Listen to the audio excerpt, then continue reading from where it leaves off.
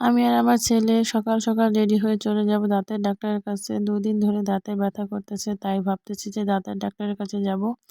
এখন প্রায় কিন্তু ১০টা বেজে গেছে। দেখেন এখনো বাহিরে কিন্তু হালকা হালকা কুয়াশা আছে। আর মিষ্টি মিষ্টি রোদও আছে। এই রোদটা কিন্তু সকালবেলা খুবই ভালো লাগে খেতে। আর এই তো দেখেন ডাক্তারের কাছ থেকে এসে এখন কিন্তু কাজে লেগে যাব। আসলে কলে কিন্তু আয়রন থাকলে দেখেন মগের বালতির কি অবস্থা হয়। আর এখন এটা আমি পরিষ্কার করব। আর এটা পরিষ্কার করব ফিক্সল দিয়ে। এটা দিয়ে কিন্তু পরিষ্কার করলে খুবই ভালো হয়। আর এটা কিন্তু ময়লা তাড়াতাড়ি উঠে যায়।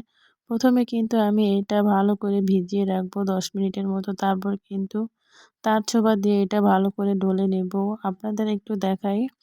হাত দিয়ে দেখেন, হাত দিয়ে ডলা দিতে কি সুন্দর ময়লা উঠে যাইতেছে। আস্তে আস্তে এই ময়লাগুলো কিন্তু সব পরিষ্কার করে নিব। আর বালতিটা পরিষ্কার করার পর দেখেন এই তো এখন ঘরটা কিন্তু পুরা মুছে নেব। আর ঘর মোছার জন্য এখানে কিন্তু আমি বালতিতে করে পানি নিয়ে নিয়েছি। আর এখানে কিন্তু সবগুলো রুম মোছা শেষ হয়ে গেছে। আর এই তো দেখেন আমার কাজ কিন্তু কমপ্লিট হয়ে গেছে। আর এই তো দেখেন বালতিটা কি সাদা পরিষ্কার হয়েছে।